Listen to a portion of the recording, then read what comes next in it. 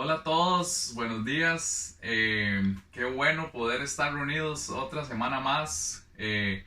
Y bueno, por lo menos cada uno desde sus casas y damos gracias a Dios por la bendición de poder tener todas estas plataformas digitales.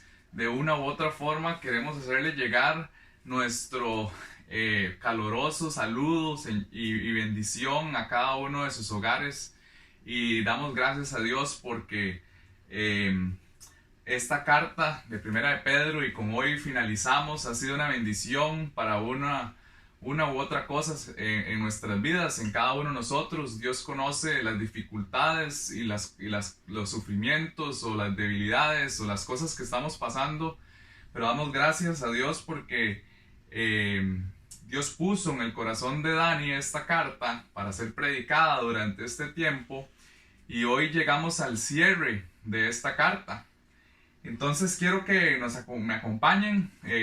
Vamos a leer Primera de Pedro, capítulo 5 y versículos del 12 al 14. Entonces quiero que abran sus Biblias en sus casas y me acompañen y con gozo podamos disfrutar y pedirle a Dios que nos dé claridad y entendimiento a este mensaje. Entonces, Primera de Pedro 5 del 12 al 14 y voy a leer para ustedes en nueva versión internacional. Esta carta, estas palabras son las últimas palabras de Pedro en su primera carta. Entonces, con esto cerramos todas estas semanas y meses que hemos venido enseñando esta carta. Entonces dice así: con la ayuda de Silvano, versículo 12, a quien considero un hermano fiel, les he escrito brevemente para animarlos y confirmarles que esta es la verdadera gracia de Dios. Manténganse firmes en ella. Saludos de parte de la comunidad que está en Babilonia, escogida como ustedes, y también de mi hijo Marcos. Salúdense los unos a los otros con un beso de amor fraternal. Paz a todos ustedes que están en Cristo. Señor, te damos gracias esta mañana por el privilegio que tenemos, Señor, de poder levantarnos y leer tu palabra, Señor. Gracias porque tu palabra es verdad a nuestra vida, Señor, y te pido que tu palabra sea calada, Señor, sea sembrada en nuestros corazones, que cambie nuestras vidas, que cambie nuestra manera de pensar y que así podamos reflejar tu luz, Señor. Gracias porque ha sido una bendición esta carta durante todo este tiempo, Señor, y te pedimos que tú traigas claridad y entendimiento a cada uno de nosotros. Tú conoces, Señor, lo que estamos pasando y tú conoces nuestro entendimiento, Señor, y te pido que tu palabra traiga verdad, Señor, y convicción a nuestras vidas, Señor, de que tú eres lo que realmente importa, Señor, en este mundo, Señor, y que trae gozo, Señor, a nuestros corazones. Oramos y te ponemos este mensaje en tus manos, en el nombre de Dios Jesús. Amén. Ok, esta semana, cuando comencé a preparar el mensaje, cuando leí rápidamente estos 3 versículos, mi pensar en ese momento fue como: ¿y qué voy a enseñar de esto? Si tal vez pareciera como un saludo, una despedida final y que las palabras tal vez son muy cortas, ¿verdad? Las frases, ¿y qué voy a enseñar de esto? ¿Verdad? Es como si uno al final de una conversación te topas con alguien y lo saludas y al final decís como: bueno, pura vida y espero que todo siga bien, ¿verdad? Y la conversación ahí queda.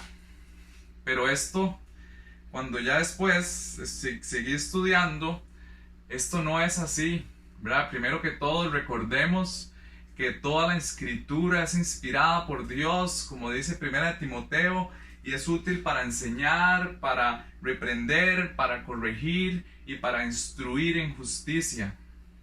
Por ende, hay un propósito especial por la cual Pedro pone este cierre y esta conclusión aquí en su primera carta.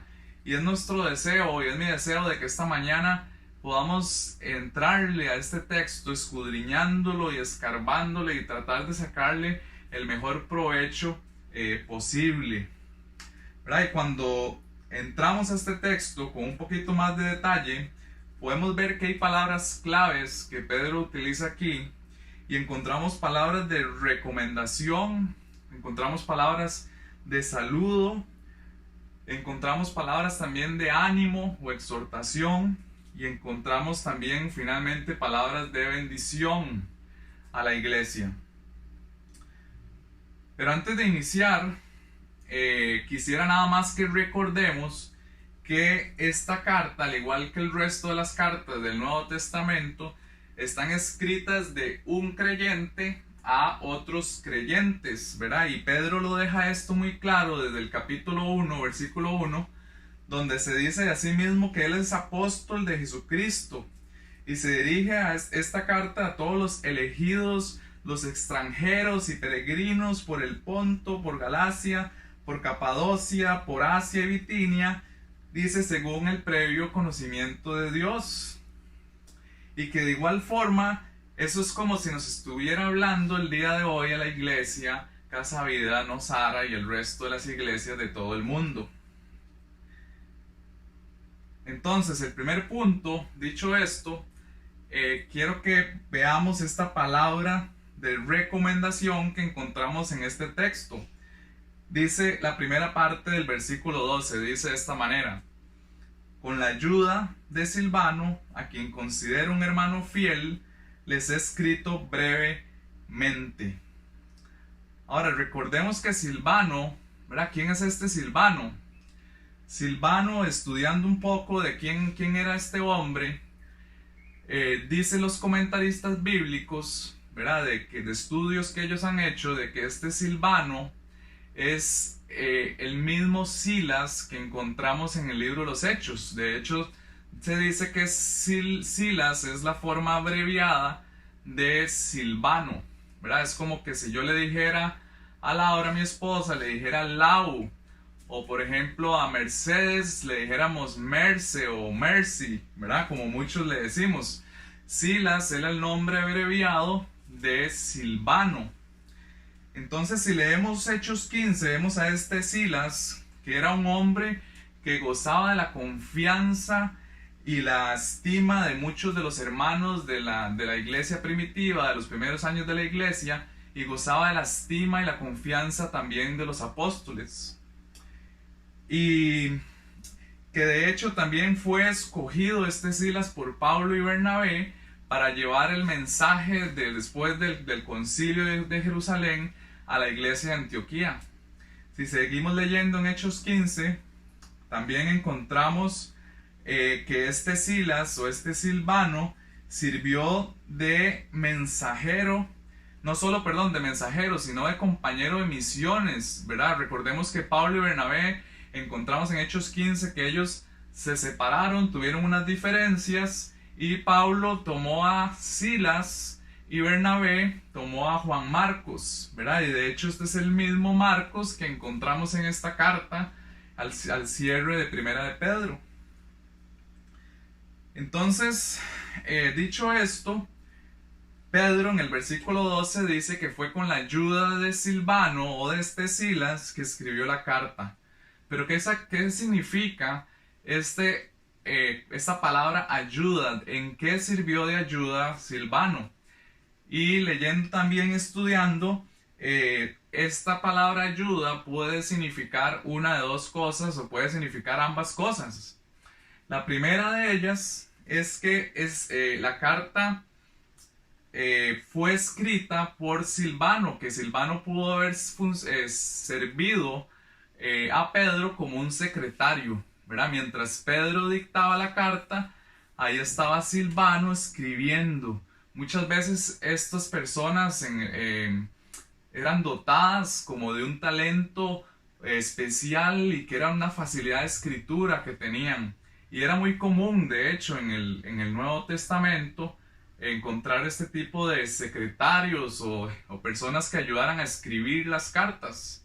Por ejemplo, Pablo, ¿verdad? Cuando él escribe Romanos, él al final dice que fue con la ayuda de su hermano Cuarto, ¿verdad? Probablemente sabemos de que Pablo tenía problemas en los ojos, ¿verdad? Y que él no podía escribir la carta y por ende su hermano Cuarto le ayudó a transmitirla. Y esto mismo puede significar esta palabra ayuda de la cual Silvano le brindó a Pedro. Otra cosa que pudo haber sido esta ayuda fue que Silvano fue el mensajero, ¿verdad? Él fue el correo que llevó esta carta a las diferentes iglesias de Asia Menor que leímos anteriormente. Ahora, el punto es, ¿verdad? Sea una o sea la otra, o sea ambas, esto no es lo importante acá. Lo importante aquí y el punto que quiere recalcar Pedro es que Silvano le sirvió de manera fiel, ¿verdad? Y que también, al igual como todas las iglesias de Asia Menor pudieron disfrutar de la fidelidad de Silvano, hoy y toda la iglesia universal a través de los años ha podido también disfrutar de esta carta gracias a ese hermano fiel que estuvo al lado de Pedro sirviendo. Ahora, el punto que entendamos esto es de mucha importancia. ¿Por qué? Porque si hoy nos sentáramos a escribir, por ejemplo, una bibliografía de Silvano, tal vez no podríamos encontrar mucha información de Silvano, ¿verdad? Y tal vez erróneamente podríamos empezar a decir, ah, no, es que Silvano no era tan importante, ¿verdad? Porque esa es nuestra naturaleza, de que vemos que las personas que se exponen más, por ejemplo, tal vez como un Pedro, un Pablo, un Timoteo, ¿verdad? Que eran personas que tenemos más información en la Biblia, nuestro pecado, ¿verdad? Nos hace pensar de que Silvano no era tan importante o tan relevante,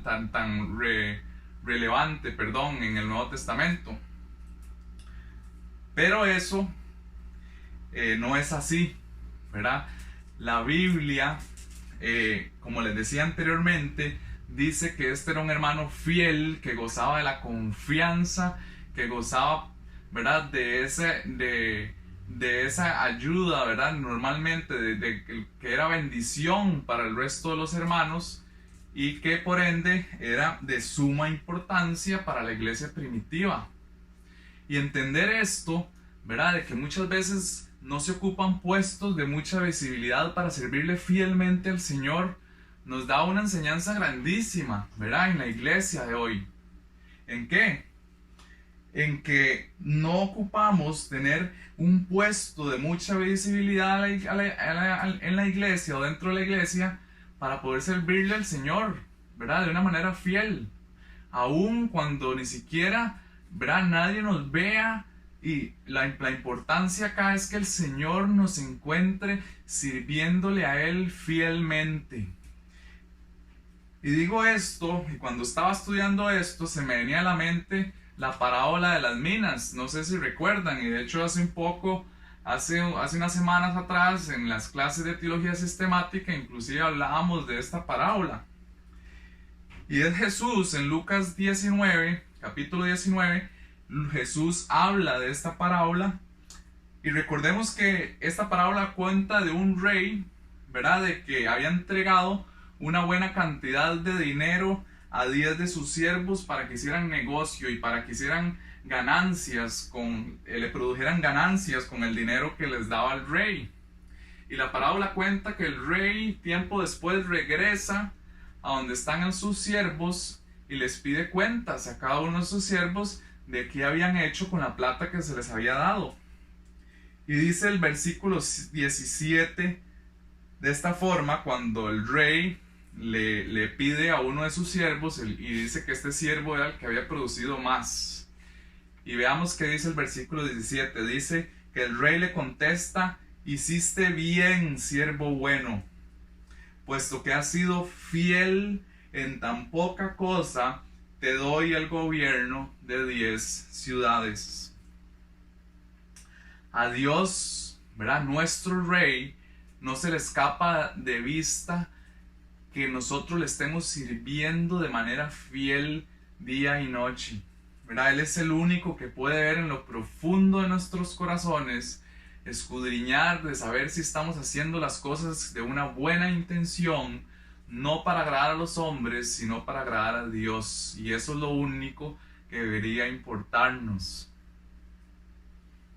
Ahora, quiero recalcar aquí que este servicio fiel a la iglesia no es como un traje de gala, ¿verdad? No es como un traje de gala que yo me pongo y voy a la fiesta y cuando llego a mi casa me quito el traje y me pongo la panta y me pongo la camiseta de tirantes y listo, y me echo al sillón.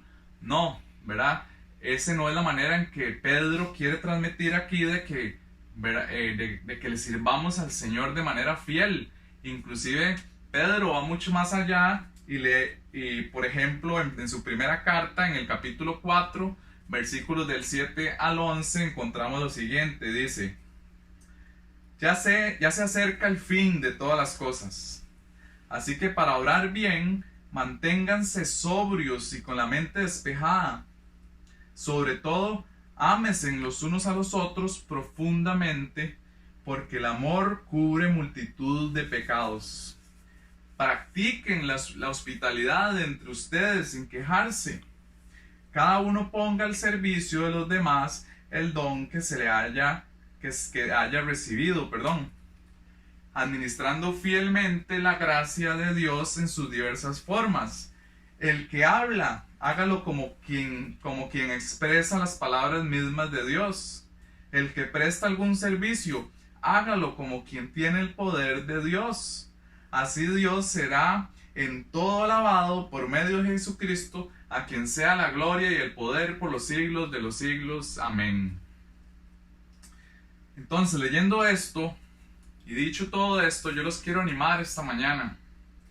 Yo los quiero animar a que no permitamos, ¿verdad? Sabemos las condiciones en que estamos, en que estamos en medio de una pandemia y el gobierno nos pide hacer nuestras burbujas en nuestras casas y estar lejos de las personas, pero también no permitamos que eso nos empiece, ¿verdad?, a causar un desinterés, un alejamiento de las personas de la iglesia, y que el amor que sentimos y que hemos sentido y que somos llamados a sentir por nuestros hermanos sea opacado, ¿verdad? Yo los animo a que realmente hagamos un esfuerzo de ver de qué forma podemos mantener ese amor, ¿verdad? Llamándonos unos a otros por medio también, como les decía al principio, existen una gran cantidad de formas en las plataformas digitales, inclusive hasta de lejos en la calle, ¿verdad? Poderse saludar y demás, pero necesitamos saber qué está pasando, ¿verdad?, en las vidas de todos nosotros, ¿verdad? Y somos llamados a poner en práctica y ejercitar nuestros dones y ponerlos al servicio de los demás. Entonces yo los animo a que no perdamos, ¿verdad?, y de poner en práctica nuestro servicio de una manera fiel y de una manera fiel al Señor. Ahora, como segundo punto de esta mañana, este pasaje nos presenta también no solamente palabras de saludos, ¿verdad?, o palabras de presentación, o como este hermano fiel, sino también nos presenta palabras de ánimo. Y dice la segunda parte del versículo 12, todo el versículo 12 dice: con la ayuda de Silvano, a quien considero un hermano fiel, les he escrito brevemente. Y ahora, ¿para qué? Dice: para animarlos y confirmarles que esta es la verdadera gracia de Dios. Manténgase firmes en ella. Ahora, como hemos venido hablando durante, ¿verdad?, y casi que toda la carta de Pedro, uno de los propósitos principales de Pedro al escribir su carta es que él quería animar, él quería persuadir, él quería consolar a través de toda su carta a todos los hermanos de las diferentes iglesias de Asia Menor en medio de todas esas dificultades y sufrimientos que estaban pasando, ¿verdad? Llámese sociales, políticos, económicos, había persecución por su fe, Y entonces estos estaban pasando por tiempos difíciles, ¿verdad? Y es como si, es como, eh, bueno, antes de entrar en eso, que quisiera darles una ilustración. Tal vez esta ilustración nos pueda ayudar a entender un poco mejor la intención que Pedro tenía a la hora de escribir su carta. Y esta ilustración es esta. Pensando un poco de esto, pensé en que Lau y a mí, por ejemplo, nos gusta mucho ver un programa de televisión que se llama, en inglés se llama American Ninja Warrior, ¿verdad? Y no sé si lo han visto, pero básicamente lo que es el programa es que es de un competidor que tiene que pasar por un montón de obstáculos, y a veces los obstáculos se ponen más difíciles y van pasando por una serie de obstáculos hasta llegar a una meta. Pero el punto es que a través de todos esos obstáculos, el programa enseña que al lado del competidor va el entrenador, ¿verdad? O va, no sé, el esposo, ¿verdad? O el novio, lo que sea, pero siempre hay alguien ahí a la par. Y esa persona la que está haciendo es animando al competidor, diciéndole, vamos, ahora sigue esto, y ¿verdad? Y como que no afloje, y continúe, y ¿verdad? Manténgase ahí. Y ese va animándolo, y esa es la intención que Pedro quiere dar en su carta. Pedro lo que quiere transmitir a través de toda la carta es esa voz de ánimo a estos creyentes. Que no se cansen de correr en la carrera de la fe, ¿verdad? Y a pesar de todos esos obstáculos, a pesar de la persecución, a pesar de todo lo que están pasando, Pedro lo que le está diciendo es, yo los conozco, yo los he sentido, yo los he vivido. Pero ánimo, manténganse firmes. Esta es la verdadera gracia de Dios. Manténganse firmes. Pero no solo para animar escribió Pedro esta carta, sino que también este versículo nos dice que Pedro la escribió para confirmarles. ¿Para confirmarles qué? Confirmarles que la salvación que ellos habían recibido a través de la gracia de Dios no era simplemente una ilusión, ¿verdad? Sino que era algo verdadero, algo real. En Primera de Pedro, versículo 1 y capítulo 10, Pedro escribe lo siguiente, dice: los profetas que anunciaron la gracia reservada para ustedes estudiaron cuidadosamente esta salvación.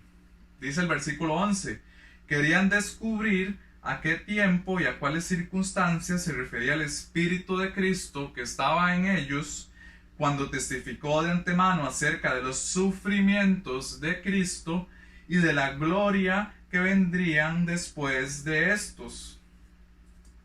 Este pasaje nos muestra los tres temas principales que han sido predominantes en toda la carta de Pedro. ¿Y qué son? Básicamente son gracia, sufrimiento y gloria. Esos son los tres temas predominantes a través de la carta.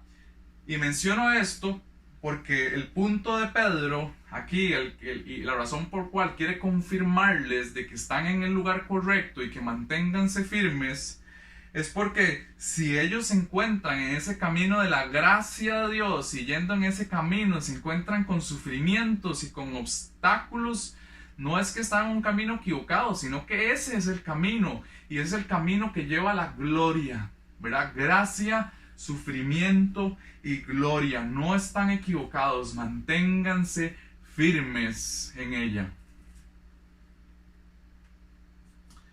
Anteriormente también hemos dicho que el camino que lleva a la salvación definitivamente no es fácil, ¿verdad? Hemos hablado de que hay pecado en el mundo, vivimos en medio de un mundo caído, en medio de un mundo que es lleno de pecado, de idolatría, odio a Dios, que odia su palabra, y por ende hay sufrimiento, por ende los hijos del Señor sufren porque hay resistencia a la verdad de Dios. Y el pastor Dani la semana pasada nos explicaba de una manera magistral, de una manera extensa, de qué significaba esa gracia, de cuál era la gracia que está hablando Pedro en este pasaje. y tal vez no quiero extenderme mucho de nuevo en esto, y si no vieron el mensaje de la semana pasada, los invito a sentarse con papel y lápiz a ver el mensaje de Dani y poder entender más esta gracia de la cual Pedro nos está hablando aquí.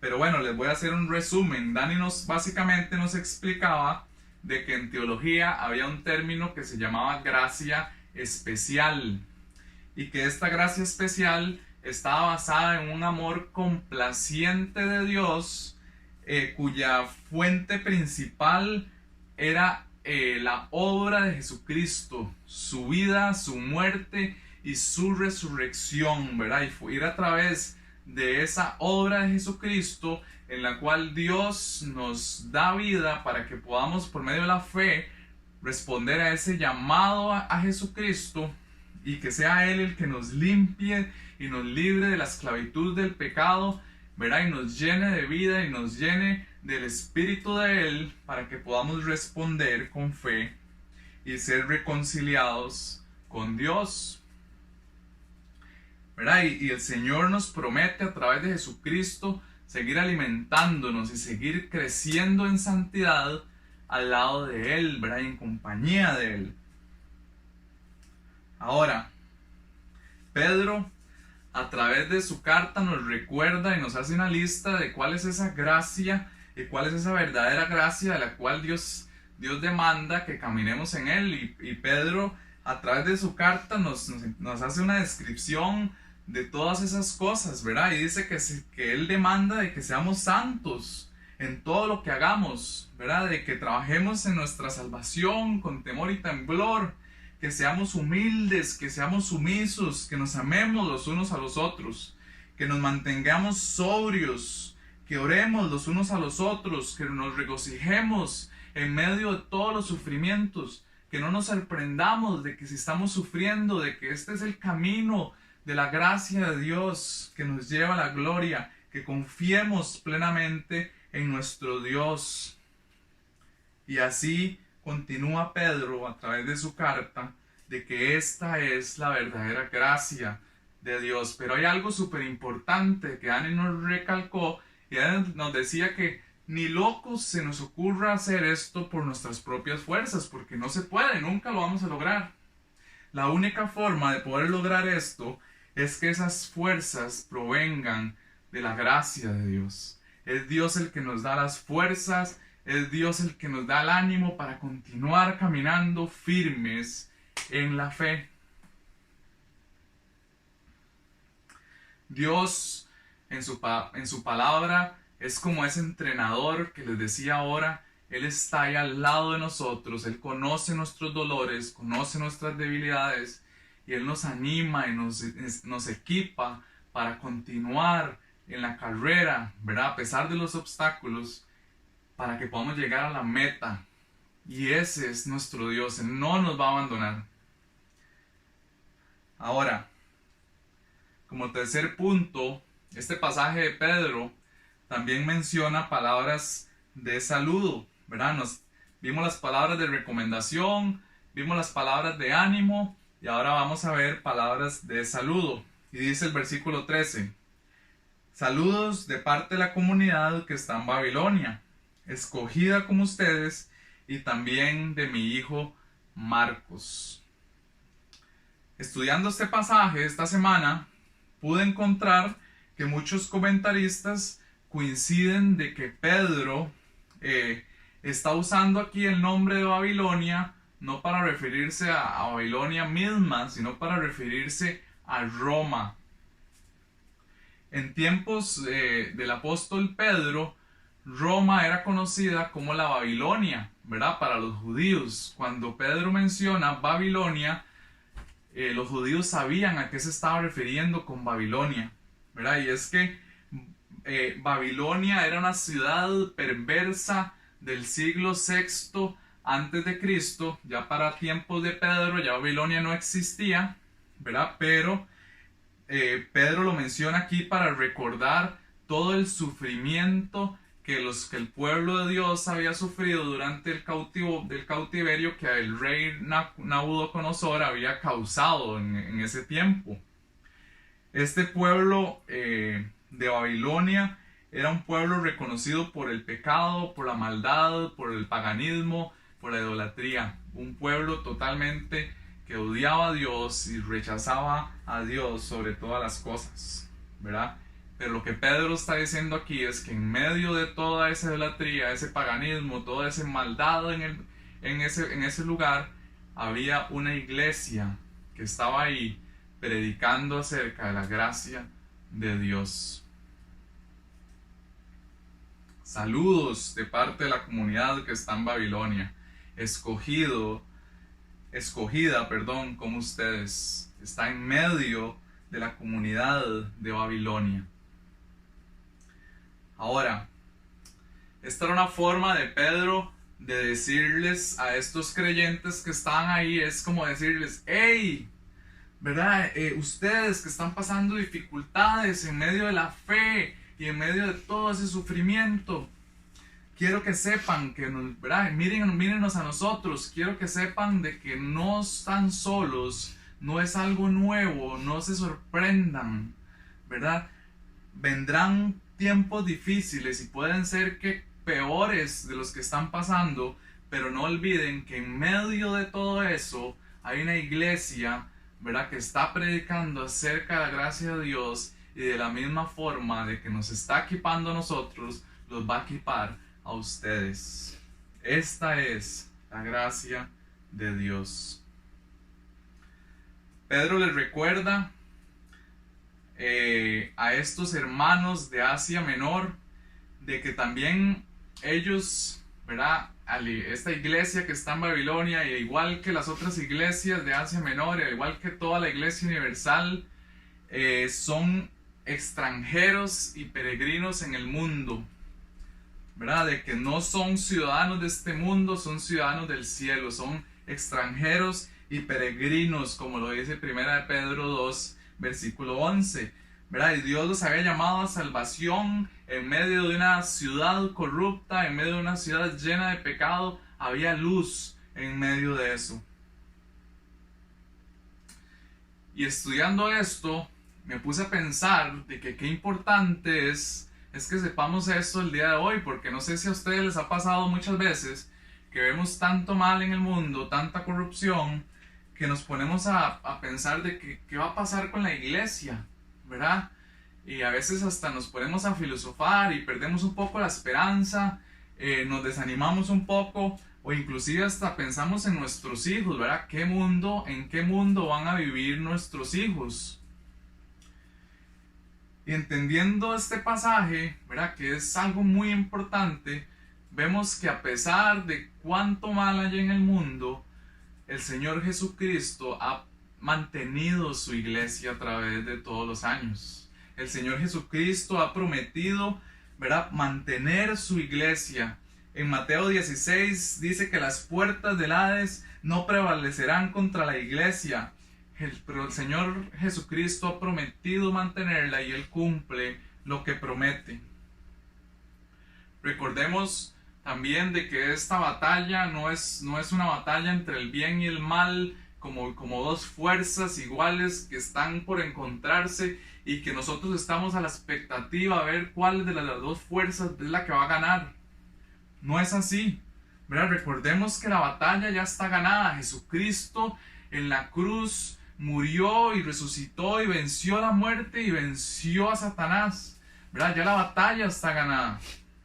Y ese es nuestro Dios, y tenemos que tener la confianza y la certeza de que ese es el Dios que nos respalda y que nos mantiene firmes en medio de todos estos sufrimientos. Dios definitivamente, esa ha sido la historia de toda la redención, en el cual Dios ha mantenido un pueblo escogido, un pueblo elegido por gracia desde antes de la fundación del mundo, para la gloria de Él. Esta iglesia en Roma también nos recuerda de que en medio de todas las dificultades, en medio de todos los obstáculos que pueda haber en nuestra vida, ¿verdad?, en medio de todos los problemas que podamos tener día con día, laborales, ¿verdad?, sentimentales, problemas económicos, cualquiera que sea nuestro problema, eso no impide que nosotros podamos continuar sirviéndole al Señor de manera fiel, poniendo en práctica los dones que Él nos ha dado, porque el Señor de una u otra forma nos ha equipado a cada uno de nosotros. Ahora, por otra parte, este versículo 14 también no solamente anima a estas iglesias, sino también que les dice, en el versículo 14 dice que salúdense los unos a los otros con un beso de amor fraternal. Y tal vez cuando leemos esto del beso nos ponemos a pensar como un beso, ¿verdad? ¿Qué es eso? Y bueno, en el mundo antiguo, ¿verdad? Al igual que muchas familias el día de hoy, es normal que nos saludemos con un beso, con un abrazo, ¿verdad? Un beso en la mejilla, un beso en la frente, en la mano, es algo tal vez normal dentro de la cultura. Y lo que Pedro quiere recalcar aquí es que de igual forma, como hacemos esto en nuestra familia de carne y hueso, también recordemos que tenemos una familia espiritual y que por ende debemos tratarnos con ese mismo afecto familiar. Ahora, lo que Pedro no está diciendo es que el beso es un mandato dentro de la iglesia, ¿verdad? Y que todas las iglesias, en la iglesia universal, ¿verdad? De todo el mundo, tienen que saludarse con un beso, ¿no? Eso no es lo que está diciendo Pedro. Pero lo que sí está diciendo es que debe haber un trato cálido, un verdadero afecto de amor, y cada cultura entendiéndose en la manera correcta que debe hacerlo. Por ejemplo, hay lugares, ¿verdad? Que tal vez como en Asia, donde tal vez no le vas a llegar a dar un beso a alguien, pero tal vez si usted ve los chinitos, ¿verdad? Tal vez simplemente algo así, ¿verdad? Es algo caluroso, ¿verdad? No sé. O tal vez en Estados Unidos un simple apretón de manos es algo caluroso. Nosotros en Latinoamérica somos un poco más cálidos, ¿verdad? Nos gusta abrazarnos, nos gusta saludarnos con un beso, ¿verdad? Y lo que Pedro está diciendo aquí es que independientemente de la cultura tenemos que entender nuestra cosmovisión, la cultura donde nos movemos, pero lo que él quiere es que mostremos ese amor fraternal, ese afecto familiar para poder amarnos unos a otros. Pedro nos llama, y esa es la línea que he tenido durante toda su carta, a amarnos unos a otros. Y ese amor debe ser evidente dentro de la iglesia. Estudiando un poco, encontré algo que escribió Wayne Grudem en uno de sus comentarios bíblicos, y él menciona lo siguiente, dice: es mucho más difícil enojarse con alguien que uno acaba de abrazar o besar. Y es mucho más fácil sentirse aceptado dentro de una comunidad que le ha dado una cálida bienvenida. Este tipo de saludo debe entenderse como una muestra de expresión de amor genuino en Cristo. La iglesia, al igual que en nuestras casas, por ejemplo, es un lugar donde también tenemos que tomar decisiones, donde tenemos que conversar con nuestros hermanos, donde tenemos que seguir adelante y donde hay diferencias, ¿verdad? Muchas veces.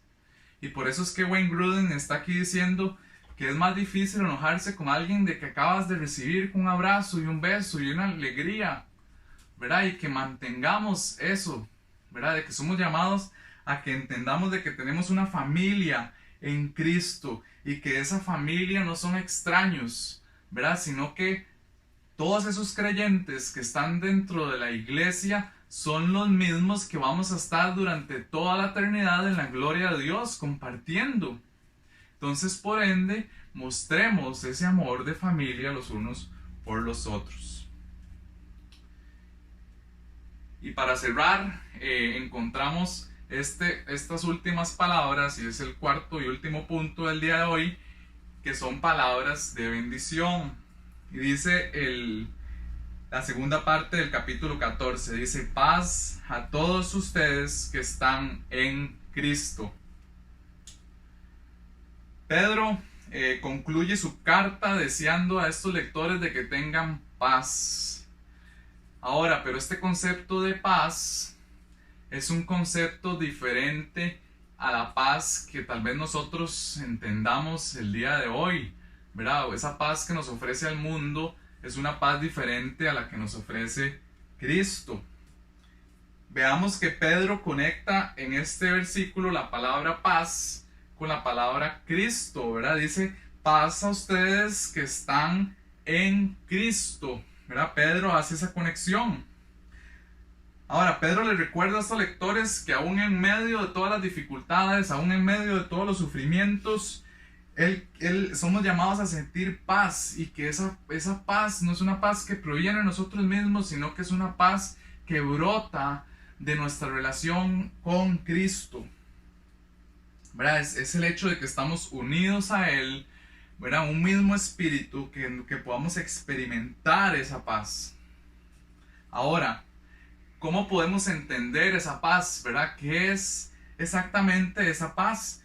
Y dice un comentarista que esta paz es una tranquilidad interior y un sentido de seguridad de aquel que sabe que ha sido reconciliado con Dios, ¿verdad? Es esa tranquilidad de saber de que la relación que estaba rota, ¿verdad?, con nuestro Señor por nuestro pecado, a través de Jesucristo nuestros pecados han sido pagados y nuestra relación con nuestro Dios ha sido restablecida, ¿verdad? Y ahora tenemos paz. No sé si les ha pasado, pero hay veces nos encontramos con un amigo o alguien cercano de nosotros que sabemos que no es cristiano y le preguntamos que cómo está, ¿verdad? Y muchas veces lo que nos recibe es una fachada de una sonrisa diciendo que todo está bien, que no hay ningún problema, ¿verdad? Y que pura vida, tuanis, ¿verdad? Pero muchas veces sabemos que, ¿verdad? Porque sabemos porque tenemos una cercanía con esas personas, de que eso es una mentira, ¿verdad? De que una vida sin Cristo es una vida llena de problemas y que no hay paz en el corazón de esas personas, ¿verdad? Pedro está hablando aquí de esa tranquilidad interior en el alma del hombre, y que aún en medio de todas esas dificultades podemos sentir esa paz, ¿verdad? Porque esa paz proviene de nuestra relación con Cristo. Juan capítulo 14 versículo 17 dice: la paz les dejo y mi paz les doy, yo no se la doy a ustedes como la da el mundo. Esta paz no es una paz que nos la puede dar los médicos, que nos las puede dar los medicamentos. Es una paz totalmente diferente de la que Jesús nos ofrece. Es una paz que viene de Él. Ahora, ¿cómo puede vivir una persona, ¿verdad?, que no es creyente? ¿Cómo puede vivir esa paz? La Biblia nos explica que es imposible, de que no puede. ¿Por qué? Porque por más que intente callar esa voz de culpabilidad de la conciencia, ¿verdad?, tarde o temprano siempre va a brotar, siempre va a salir a flote ese sentimiento de culpabilidad que se posa sobre los hombros, de las personas que viven peleadas, ¿verdad?, o que están en pecado y que por ende no hay una relación con el Señor. Isaías 57, versículo 20-21 dice que los malvados son como el mar agitado, que no puede calmarse, cuyas olas arrojan fango y lodo. No hay paz para los malvados. Y esta es la razón por la que muchas veces los incrédulos tratan de mantenerse siempre ocupados, siempre buscando qué hacer, porque tienen una conciencia que los acusa, y cada vez que esa conciencia, ¿verdad?, trae o flota todo ese pecado, toda esa culpa, ellos tratan de buscar algo que hacer para mantenerse, ¿verdad?, la mente ocupada y no pensar en eso y no cargar con eso. Por eso es que siempre se están moviendo, y ese es lo que está hablando Isaías en este versículo.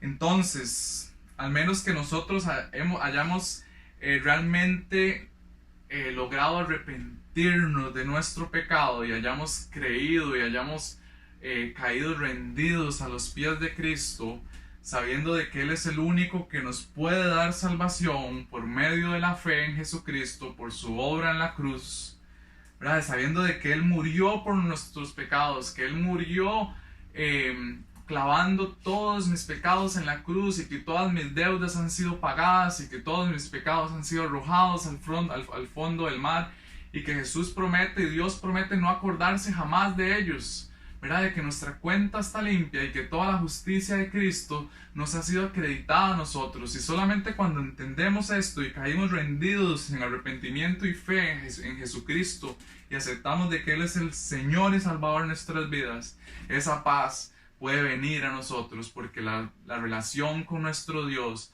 ha sido restablecida. Hemos sido reconciliados con Dios por medio de la obra de Jesucristo.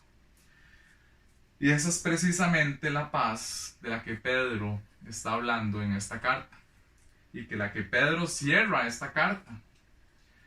Entonces, para cerrar, es mi deseo y es el deseo de toda la iglesia de que esa paz nazca y siga creciendo en el corazón de todos nosotros, ¿verdad? De que siga creciendo esa paz en nuestro caminar con Cristo, de que esa santidad que estamos trabajando con temor y temblor, ¿verdad? A través de nuestro caminar, y esa paz crezca cada día más en nuestros corazones.